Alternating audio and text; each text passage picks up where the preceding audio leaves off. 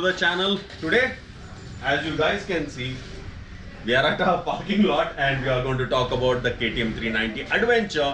और आज का वीडियो बहुत स्पेशल है because today after 10 years जिस जगह से I think 10 years के पहले जिस जगह से आर्ट ऑफ मोटरसाइकिल की शुरुआत हुई थी उसी जगह से हम लोग वापस शुरुआत कर रहे हैं. तो welcome back to the channel over here and today we are going to talk about Zuhaib's KTM 390 Adventure. बहुत सारा मॉडिफिकेशन चेंजेस हो चुके हैं इस गाड़ी में.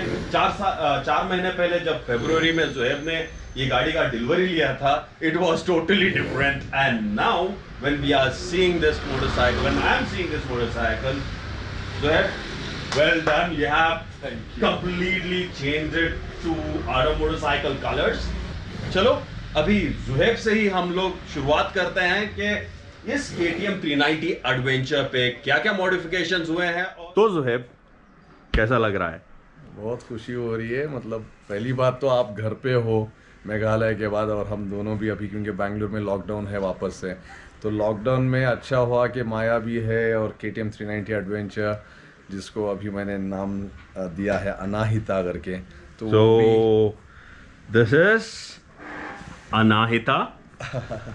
तो उस वजह से अभी आप लोगों के साथ भी बात करने का मौका मिल रहा है, तो मैं बता सकता हूँ क्या क्या चेंजेस मैंने अपने टूरिंग का जो एक्सपीरियंस था और रैली और रेसिंग में जो एक्सपीरियंस था उस हिसाब से KTM 390 एडवेंचर में जो ज़रूरी था राइडिंग को और ज़्यादा कंफर्ट करने के लिए और बेटर राइडिंग स्टैंड्स और बेटर कॉन्फिडेंस से बाइक चलाने के लिए, वो चीज़ें हम आर्ट ऑफ मोटरसाइकिल्स में किए हैं. आपको बताता हूँ. चलो तो पहले हैंडल बार से स्टार्ट करेंगे. तो फर्स्ट चीज़ मैंने डिलीवरी लेने के बाद जो चेंजेस किया था वो था मेरा हैंडल बार, क्योंकि स्टॉक का विड्थ मुझे सही लगा मगर उसका जो एल्बोस का पोजीशनिंग और रिस्ट का पोजीशनिंग था वो मेरे लिए सूटेबल नहीं था, क्योंकि बहुत ज़्यादा अपने चेस्ट से क्लोज, क्योंकि रेस में और रैली में और अपना ऑफ रोड टूरिंग में भी हम लोगों को आदत ही नहीं रहती है कि चेस्ट के क्लोज हम एल्बोस रख के बाइक चला सकें, क्योंकि ये क्या होता है कि टाइट टर्न्स आप ले नहीं पाते जब आपका एल्बोस एकदम क्लोज हो जाता है चेस्ट से.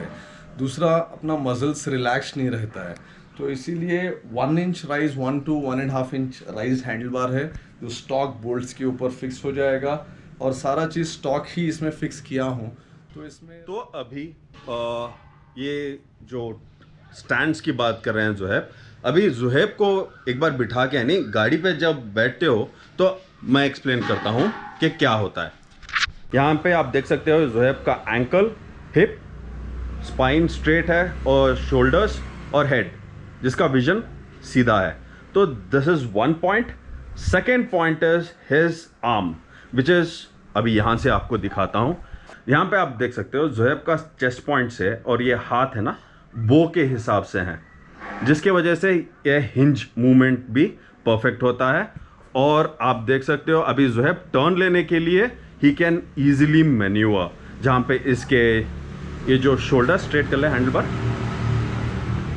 इसका जो शोल्डर एरिया है, अब अगर ये स्टॉक होता है, स्टॉक आर्म्स ये लो कर ले थोड़ा सा हाँ यहाँ तक होता है ना स्टॉक.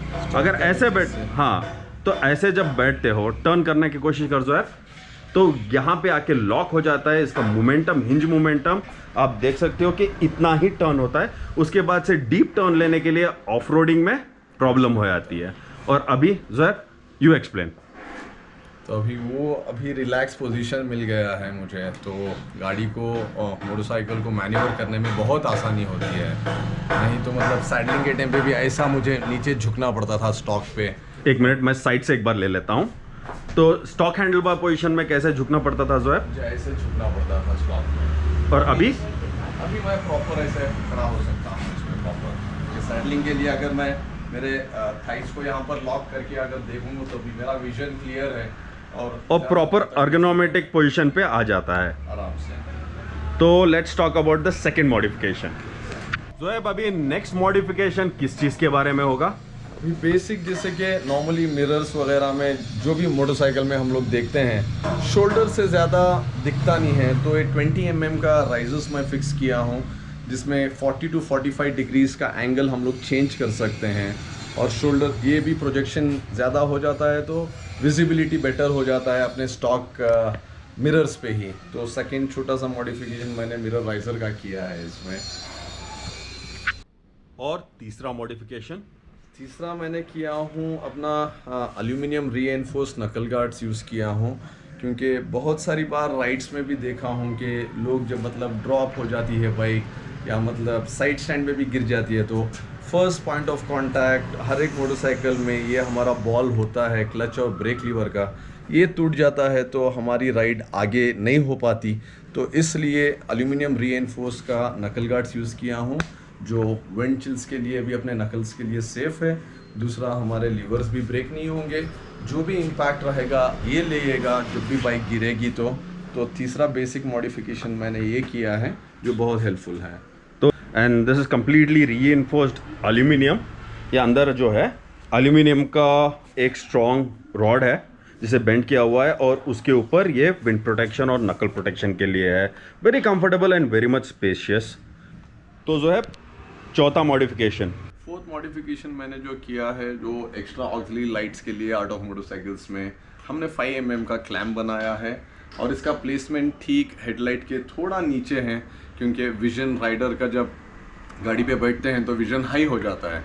अक्सर लोगों को देखेंगे क्रैश गार्ड पे फिट करते हैं उनके कंफर्ट के हिसाब से, मगर हम लोगों को राइड में हमेशा हेडलाइट के आजू बाजू में या ऊपर नीचे रहता है, तो कई कबार बल्ब चले जाते भी हैं हेडलाइट के, तो हमारा राइड कंप्लीट हो जाता है ऑक्सिलरी लाइट्स के साथ। और विजन का एंगल बहुत ज़रूरी है, तो इसीलिए यहाँ पर प्लेस किए हैं, और एक क्लैम्प हम लोग बनाते हैं ऑटो मोटरसाइकिल्स में, और 5000 ल्यूमिन पावर का लाइट्स मैं यूज़ कर रहा हूँ। तो अच्छा, मतलब ये जो स्पीड में जाती है तो बेटर विजिबिलिटी और राइडिंग कॉन्फिडेंस ज़्यादा हो।